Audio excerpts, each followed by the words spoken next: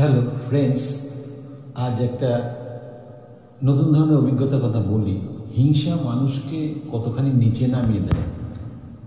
তো রিসেন্টলি আমি ইউটিউবে ইনকামের একটা স্ক্রিনশট ফেসবুক স্টোরি এবং হোয়াটসঅ্যাপ স্ট্যাটাসে দিয়েছি। এই জন্যই দিয়েছি যে ব্যাপারটা আমি আমার দর্শক শ্রোতা বন্ধুদের সাথে কিছুটা হলেও শেয়ার করতে পারবো, তাহলে আমার ভালো লাগবে। কারণ দর্শক শ্রোতা বন্ধু তাদের নেট খরচ করে আমার গানের ভিডিওগুলো দেখছে বলেই এটা সম্ভব হয়েছে।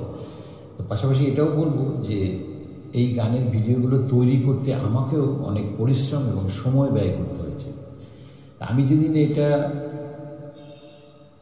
পোস্ট করলাম ঠিক তার পরের দিনই দেখি হঠাৎ করে একটা সাবস্ক্রাইবার কমে গেল, মানে কেউ একজন সঙ্গে সঙ্গে আনসাবস্ক্রাইব করে দিল।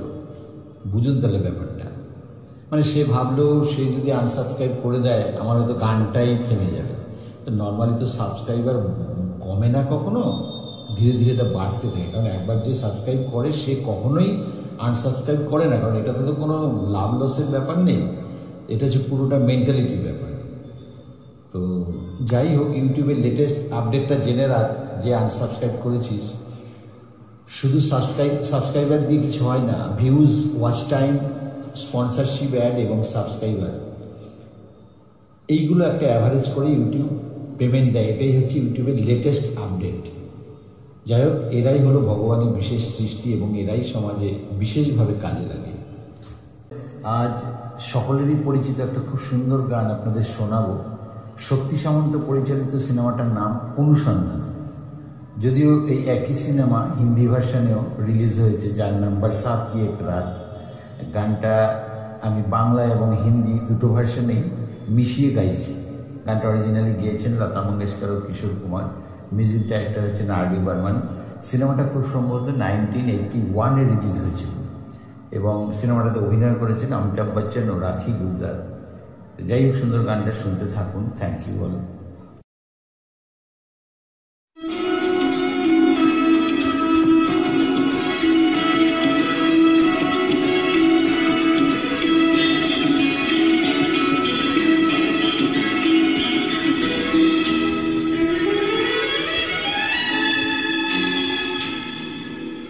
আমার স্বপ্ন যে সত্যি হলো, আহা হে হে, আমার স্বপ্ন যে সত্যি হলো,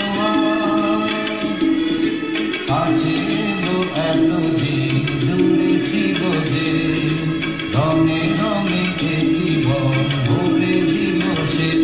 আমার স্বপ্ন যে সত্যি হলো,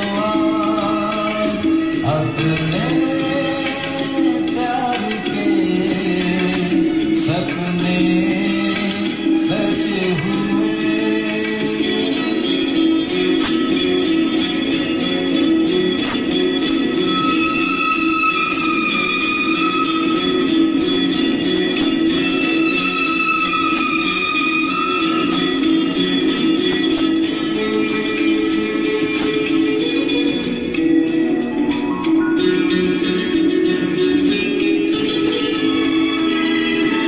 আকাশের রং ওই নীলাভ,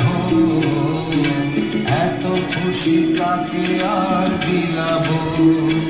আজ তুমি আমি একই সুরে বিলাব।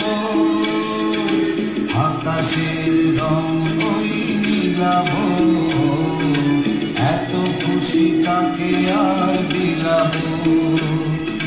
মন বলে সুর দোলায় তুমি